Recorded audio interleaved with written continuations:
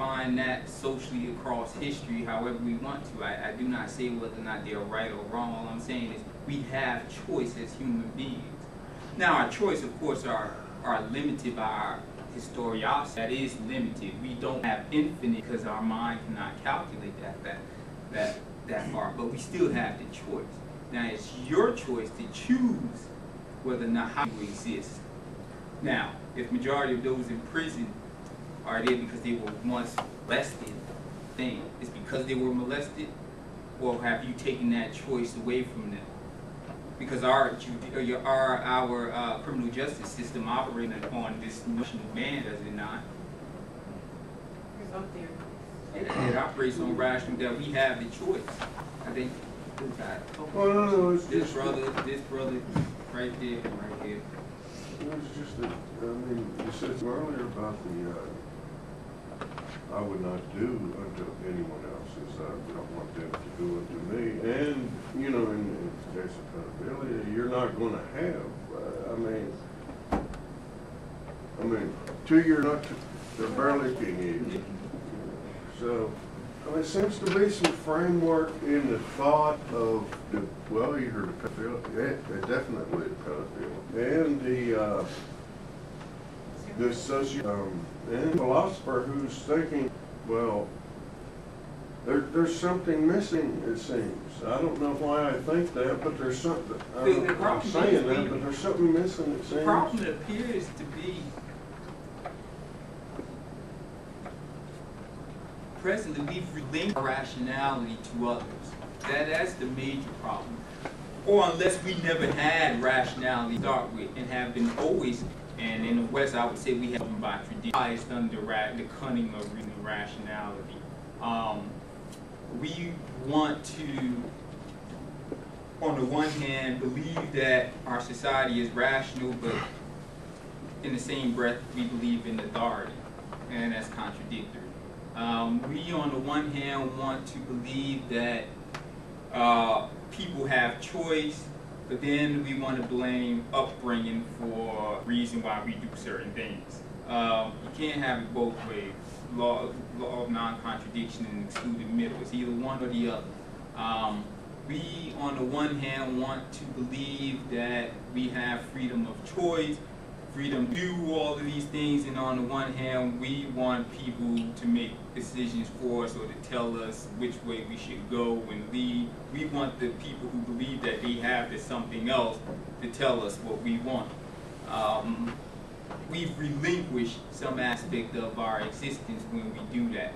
That's the only essence, if there is a exists, is that contemporarily have, one, the Enlightenment project never took hold, and number two, it's because of our tradition and our need for leadership, which is why we can have a democratic country in which we give a carte blanche for war to a president and only 2 people abstain from saying, no, we're not using your carte blanche to go and attack. We've relinquished our, no offense to the people with suits and ties in the world we contemporarily inhabit. We have to, either A, it's too late to be frank, I think it's too late to resolve the contemporary world can be resolved without all-out war, and when it is resolved, and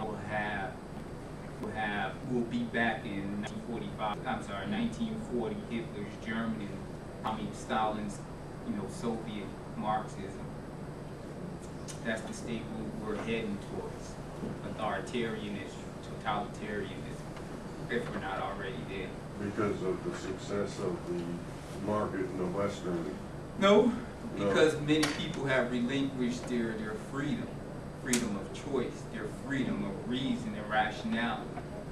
We've given those in suits and ties, and in the Muslim world to those in robes. Yes, sir. All right. So it seems a bit of a paradox that you say that leadership, when as humans in our nature we're being bred to lead. I don't believe in human nature. You don't believe in human nature. You don't believe that we come in this world by being made and then being guided from there. No. Okay. So we just exist. Challenge that logic. No. I'm saying I don't believe that there is human nature. and let me acknowledge, I believe that phenomenological science, some do not. I believe all there is existence. Now, you assume the blank slate toss theory of David Hume, which were a blank, and everything we write is not phenomenal. Are to define who. Now, doing is always in relation to something else, in relation to others. However, we have that reason or rationally gives us that ability to choose or not to choose. Does reason recognize history?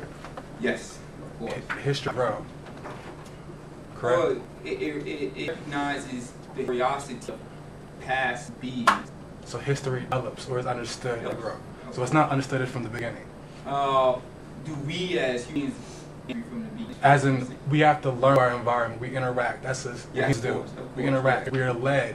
No, that's different. Or we heard it. The only difference is as we reason outside of self to look at it's. I don't want to make the argument ghost of the machine. Reason allows us to step outside self. That's what it does. That's what to have science. That's why in physics out there we can theorize about parallel universes in a parallel universe, right? Okay. Some respects to logic, language used to propel ideas relate to the pattern tendencies as a being, as in. Yes. So now is the fact that older humans. What do you mean? Of course, I recognize that we are taught. Okay, but that so doesn't mean I accept what I am taught. Okay, all right. By my grandmother, that place for a woman is the home, and she should cook and clean and not do anything else. And all that. When I told her that it was a father, he told me. And it kind of highlights that we interact and we do evolve. We learn from the past. Yes. And we choose or not choose to. We are still led with medium. Of course. Okay. Okay. So, all right. So as these lead together, we are kind of responsible for what we do and what will happen. For our own. Because it will be documented as our own being, and as we guide other beings that may come our way. That may relinquish their own existence to follow. Yes. Yeah. So we are interconnected. Do we accept that? That we all are interconnected. We are always connected. Yes. Okay. And the rationality is subjective, as in each person has their own thoughts of what they do. So as in their influence, in their environment, from their history, from their perspective, from their time, they interact with another person from another thing. And the more dominant one. But you speak as though history is a uniform thing. Don't each individual has the potential to make their own history? Well, I'm speaking history as in it's already existed. That's just one interpretation of history. Well, yeah. We do have what's called a new cultural history that has emerged, in which for a long time history was that of rich white Protestant heterosexual men and what they did. But there's that history of Turner. There is that history of Toussaint Louverture. There is that history of Dessalines that's omitted from the book, right? And it doesn't parallel what rich white heterosexual men did. There is that history of women that was omitted. You speak of history as though it's some sort of uniform thing. For reason recognizing all individuals actually to go along with that interpretation. For example, if you've ever read Chomsky's Hegemony or Survival, Chomsky says, which is brilliantly put, we always say America is a great nation. And this is how he opens his book. He said, we always say America is a great nation. So what he says is, well, let's look at this history from the people we have bombed into oblivion, see what they had to say. Let's look at what Maurice Bishop in Grenada has to say about President Reagan, who the Christian right celebrates so much. Okay. I use the history example to paint that history creates present, more or less. And, a lot of presence. Well, yeah, a lot of presence. And in respects to that, rationality changes upon one history. So rationality is not a universal truth. It changes per person. No, it's not. Okay. You followed my position. Right? It's not. So that no history changes per person, per subjective. We all know that we're a people, and as history, we will continue to breed, make younger ones that we will influence. So with this same pattern, lead, direction, even. You keep saying, I haven't keep saying positive direction. What's a positive? Well, positives for one's own goals. You know. Oh, okay, yeah. No one to be negative. Their negativity is a positivity. You know. Okay. All right. So you have the desire to lead people into action. I'm just saying, isn't it inevitable? What had been, but it's not.